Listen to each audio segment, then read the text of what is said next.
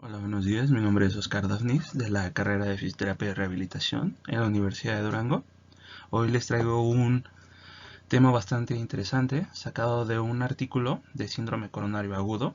Al final del video voy a dejar un link por si gustan checar más a detalle este artículo. Voy a hablar de la manera más básica posible para que sea más entendible.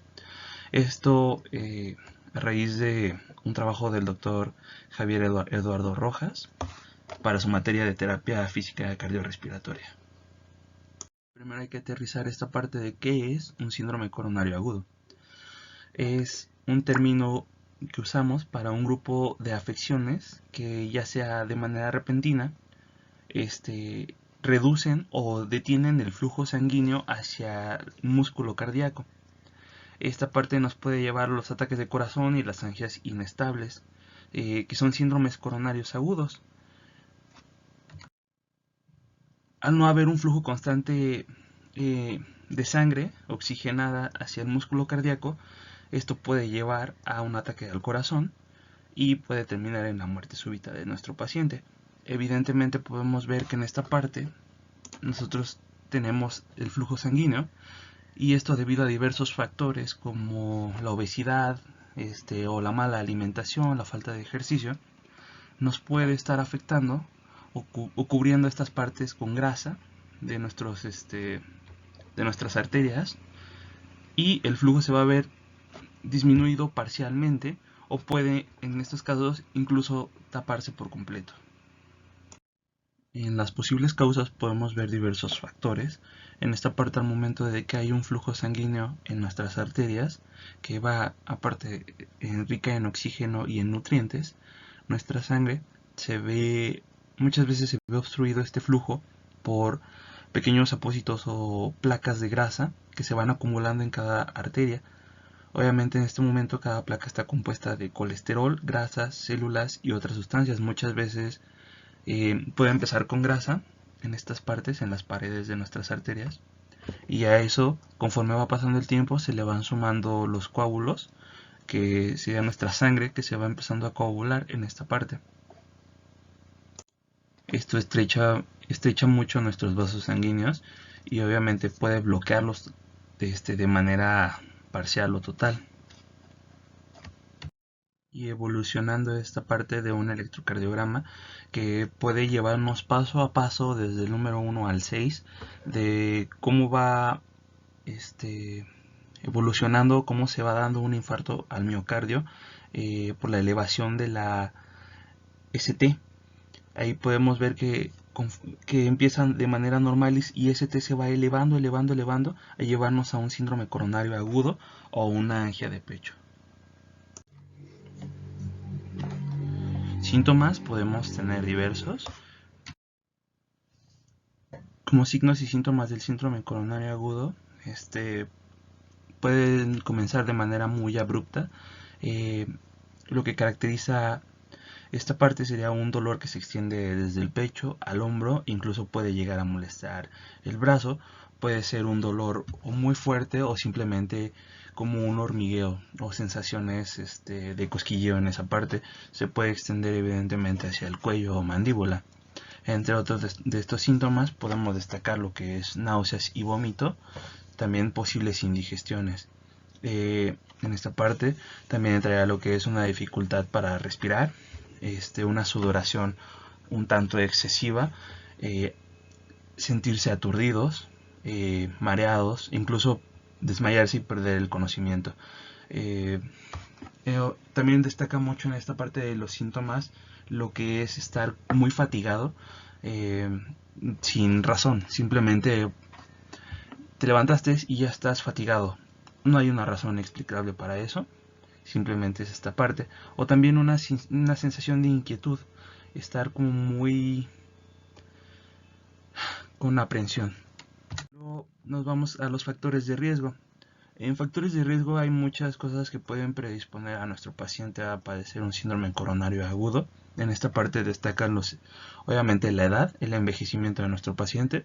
A una mayor edad, es más posible o más factible que llegue a padecer un síndrome coronario agudo por ya sea por la elasticidad de sus venas y arterias, por su falta de alimentación, su falta de actividad o el sedentarismo que esté pasando esta persona. La presión arterial alta, hay un flujo mucho mayor y esto puede causarnos un síndrome coronario agudo que pueda terminar reventando una arteria. También el colesterol alto, la parte que mencionaba de la alimentación como tal, saber qué comer, llevar una dieta saludable. Obviamente también el tabaquismo, si nuestro paciente es fumador, le gusta mucho fumar y ya lleva muchos años, esto lo puede predisponer a llevar un síndrome coronario agudo. El no hacer una actividad física, sabemos que al no hacer nada nos volvemos sedentarios, y no hay esta cierta actividad que nos lleve un flujo constante de nuestra sangre oxigenada, incluso de los nutrientes, no van a llegar de la manera adecuada. También nos puede afectar en el retorno venoso y empezar a generar unos trombos. Una dieta saludable, obviamente si su dieta es a base de hamburguesas y de comida chatarra, lo va a predisponer evidentemente a padecer este síndrome coronario agudo. También otro factor que puede predisponer de manera muy sobresaliente es la diabetes. Y actualmente se considera que también infecciones por COVID-19 por la inflamación que está generando o la carga que está generando en nuestras vías respiratorias. Sabemos que no va a haber un flujo correcto de oxígeno y esto va a inflamar y va a causar inflamación sobre las venas y obviamente sobre los pulmones. Nos vamos a lo que puede ser un posible tratamiento.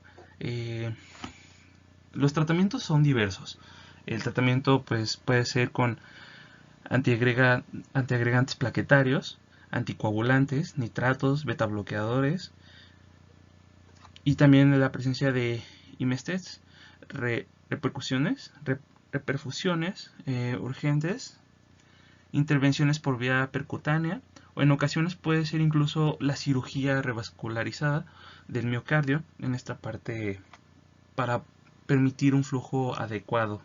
Hablando de epidemiología, las enfermedades cardiovasculares siguen siendo la principal causa de muerte alrededor del mundo.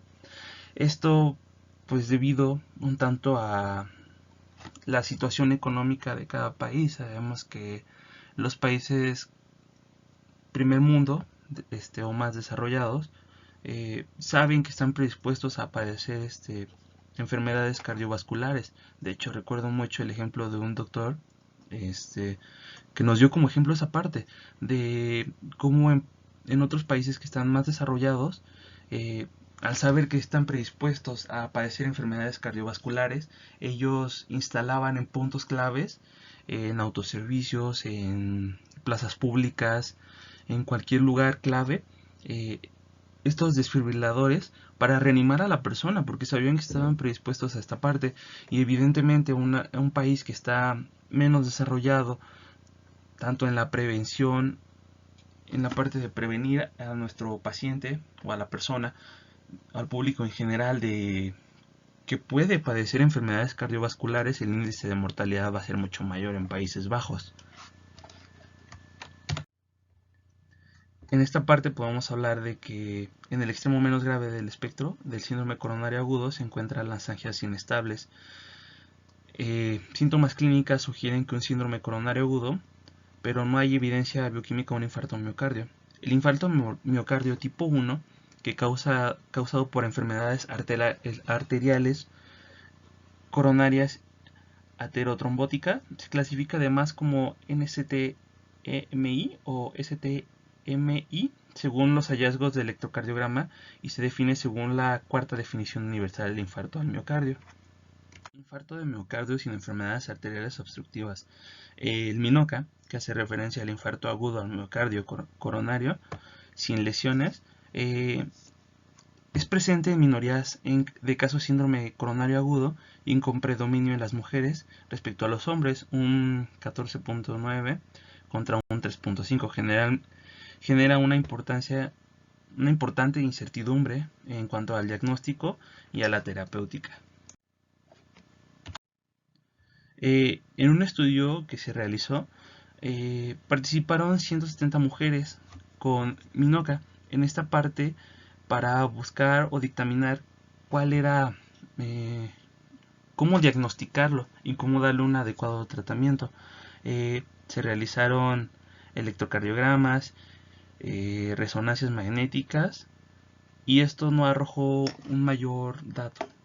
Aquí en esta parte también podemos hablar de la disección espontánea de arterias coronarias. Se refiere a un desgarro de la íntima que conduce a la creación de una luz falsa en la pared arterial, en ausencia de la causa médica clara, trauma o manipulación. El daño al miocardio resultante, el punto de ramificación inicial inmediato para la comprensión de la luz del vaso, puede resultar en isquemia. Un paciente con posible síndrome coronario aguda, por supuesto, en esta parte, y luego para poder darle un diagnóstico adecuado de un síndrome coronario agudo, nos podemos dictaminar como trae un electrocardiograma, donde se podrán analizar las diversas ondas o la onda ST para dar como diagnóstico que tiene un síndrome coronario agudo, o incluso los análisis de sangre. El examen físico, el reconocimiento del colapso hemodinámico inminente o la identificación de complicaciones mecánicas del infarto miocardio, taquicardias, presión de pulso estrechas, hipotensión y signos de congestión. Obviamente esto puede llevar edema pulmonar o perfusiones inadecuadas, extremidades frías, son indicativos de alto riesgo clínico. Al momento de que nosotros estamos percutiendo a nuestro paciente y detectamos que está muy frío de sus extremidades, esto nos puede llevar a que tiene un síndrome coronario agudo. La evaluación y manejo sospechosos. La evaluación del síndrome coronario agudo sospechoso es un desafío dada la sensibilidad del tiempo, la posible patología subyacente, potencialmente mortal y a menudo los hallazgos no específicos en la evaluación inicial. Al inicio es un poco difícil detectarla por la cierta complejidad, ya que esto se va subdesarrollando y ocurre de un momento a otro esta parte. Iniciamos en un punto A y pasa a un punto B, donde no se detecta esta parte de un síndrome coronario agudo, pero del B a C puede que ahí cuando ya está en un mayor alto riesgo de padecerlo, es cuando se puede detectar, no de manera inicial. En el ensayo de troponina de alta sensibilidad, estos métodos pueden detectar mínimas concentraciones de TNC con la fiabilidad analítica e identificar cualquier cantidad de daño al miocardio. Esta parte pues se acaba prácticamente de implementar. Realmente antes no era tan certero de que hubiera una fiabilidad al 100% de esto, porque creían que tenía un margen de error y que realmente no podíamos diagnosticarlo con esta parte. La evaluación y manejo para los pacientes que manifestaban diagnóstico de STMI con la evaluación del segmento ST, la terapia de reperfusión emergente sigue teniendo una gran prioridad y un gran efecto sobre el paciente. En lesiones no culpables, aproximadamente la mitad de los pacientes con STMI tienen enfermedades coronarias obstructivas fuera de la arteria relacionada con el infarto y la presencia de lesiones arteriales no relacionadas con el infarto que limitan el flujo, presagia un peor pronóstico. La terapia antiplaquetaria es un componente crítico del régimen médico en la fase aguda de los síndromes coronarios, esto para tener una prevención secundaria después de la estabilización. El tratamiento puede constar de aspirinas más un P2Y12 inhibidor durante al menos 12 meses después del síndrome coronario agudo. Esto reduce los eventos isquémicos con beneficio adicional visto con el P2Y. Esto pues, se puede recomendar de 12 meses después del síndrome coronario agudo, ya que el paciente puede o no cumplir con esta parte, pero es un arma de doble filo porque puede ser muy beneficioso, pero también puede llegar a afectar la salud del paciente por riesgos de sangrado. Como se había mencionado en la parte anterior, es importante una suspensión temprana de las aspirinas, ya que ha mostrado una prevención secundaria en enfermedades cardiovasculares, pero esta parte también de que si no se dosifica, si no se le da un tiempo estipulado de tratamiento con aspirinas, puede conllevarnos o nos da un factor de riesgo aún mayor de que el paciente pueda sufrir un sangrado. La terapia anticoagulante también es aproximadamente de 8 a 10% de los pacientes que se someten al PCI tienen fibrilaciones articulares u otras indicaciones de eventos cardiovasculares en numerosos entornos clínicos. Los anticoagulantes orales, el uso de terapia antitrombótica triple con forma de DAPT más un anticoagulante oral ha generado preocupación, porque lo mismo con las aspirinas y con los otros métodos también pueden generar un excesivo sangrado en nuestro paciente. El riesgo de sangrado. Hay que tener pues diversas cuestiones, diferentes rasgos a considerar, porque es un factor de riesgo que puede conllevar a esta parte del sangrado, como son las aspirinas, como son los anticoagulantes, toda esta parte pueden generar hemorragias clínicas en nuestro paciente que pueden terminar de manera súbita con la vida del paciente. En una prevención secundaria, pues podemos a nuestro paciente que tuvo o tiene síndromes coronarios agudos, es crucial llevar esta parte no farmacológica también, porque pues orientarlo en una dieta sana de qué debe comer, qué sí puede comer y los tiempos que debe comerlos. En esto, pues, obviamente, que deje de fumar. A lo mejor se le va a complicar un poco al principio, pero tiene que dejarlo paulatinamente para que pueda regresar a la normalidad y una rehabilitación cardíaca, dependiendo del grado que se encuentre en su síndrome agudo coronario, podemos llevar una carga mucho mayor de esta rehabilitación cardíaca. Puede empezar caminando y luego vamos subiendo paulatinamente a trotar y finalmente, ¿por qué no? Pueda correr, obviamente con sus respectivos cuidados para que no vaya a sufrir un infarto a medio correr. En la parte de terapia hipoalimentante, son un grupo heterogéneo de fármacos que actúan por distintos mecanismos de acción, modifican las diferentes fracciones lipídicas, mejorando su perfil y conduciendo a una reducción de los eventos cardiovasculares. Luego seguimos con la parte de apuntar directamente hacia la inflamación. La inflamación parece contribuir al aumento del riesgo de los eventos cardiovasculares, ya que recurren en esta parte de los síndromes coronarios para identificar una terapia antiinflamatoria segura, efectiva y que pues, realmente muestre un resultado. Pero esto puede ser un desafío, ya que no hay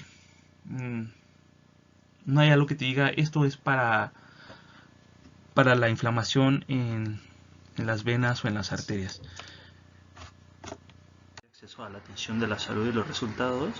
Esto también puede ser un poco racial o interracial por la parte de que si comparamos, hacemos un comparativo de personas de un rasgo o tez más oscura que a un hombre blanco, los hombres blancos padecerán o tendrán un factor predisponente a sufrir un síndrome coronario agudo. En esta parte buscamos o se hace la diferencia, ya que también un factor que influye es la economía y el estado social de cada paciente. Obviamente en países subdesarrollados el índice a lo mejor es un poco menor que a diferencia de un país no desarrollado que no tiene ese acceso a la salud pública como tal. El síndrome coronario agudo en mujeres suele presentarse más tarde, a diferencia de los hombres. Los hombres pueden tener los síntomas a corto plazo y presentarlos más pronto que la mujer. La mujer tiende a tardar un poco más en presentar síntomas conforme a los síndromes coronarios agudos, que son desde la disnea hasta el mareo, las dificultades para moverse por la fatiga, y todos estos aspectos que son los síntomas que presenta alguien con síndrome coronario agudo. En esta parte menciona entre lo que es un síndrome coronario en pacientes de edad avanzada o mayores, Obviamente a mayor edad más propensos a sufrir un síndrome coronario. Esto referente a las deficiencias que pueden llegar a tener tanto nutricionales como mismas del cuerpo, como el envejecimiento, incluso la elasticidad de las mismas arterias o venas por las que transcurre la sangre oxigenada y los nutrientes. También podemos atribuir el sedentarismo y la falta de movilidad o incluso el nulo ejercicio que se puede realizar. Conforme van cayendo en esta comorbilidad, el paciente deja de moverse o realizar ciertos ejercicios que a lo mejor más jóvenes realizaban, y esto puede caer en un síndrome coronario. Obviamente de 75 años o más en adelante hay una brecha muy importante con evidencias clínicas en la población. Y el síndrome coronario agudo en el mundo, hay una mayor incidencia, y conforme van pasando los años va aumentando este síndrome. Podemos ver que puede aumentar cada año entre 300.000 ataques recurrentes por año, y va aumentando dependiendo del paciente, pero se ha visto que en personas de menor edad, jóvenes, pueden comenzar a sufrir síndromes coronarios agudos, tanto por la alimentación y por la mala práctica de ejercicios. También podemos ver una correlación en la parte de síndromes coronarios agudos y el COVID. Al momento de que el paciente puede presentar COVID, se puede confundir muchas veces los síntomas y no se creería que puede padecer un síndrome coronario, pero mediante evidencia se ha demostrado lo contrario, pero ha sido un arma de doble filo porque no se ha podido detectar como tal a tiempo un síndrome coronario hasta que ya es muy tarde, o como tal ya presenta síntomas muy evidentes que muchas veces se pueden como confundir con síntomas del COVID. En esta parte se divide en tres aspectos del COVID-19. Obviamente genera una inflamación, una lesión al miocardio, puede ser directamente o indirecta, lo que crea una incertidumbre en la parte del diagnóstico del paciente, con una elevación de la ST, de la onda ST, cuando se sabe o se sospecha que está presente el COVID. En el segundo aspecto podemos ver que también predispone al paciente a eventos trombóticos arteriales, incluso coronarios y venosos. Y como tercer punto, podemos provoca trastornos en la sociedad y en el sistema de atención de salud. Esto dificulta o imposibilita en algunas circunstancias la presentación oportuna de atenciones basadas en evidencia para la prevención y el tratamiento adecuado de síndromes coronarios, por lo mismo de que se pueden confundir los signos y síntomas entre ambas patologías. Y con esto terminaría lo que es mi presentación. Espero les haya sido de utilidad y sea de información. De todas maneras, al final en el link dejar un enlace para que puedan acceder directamente a este artículo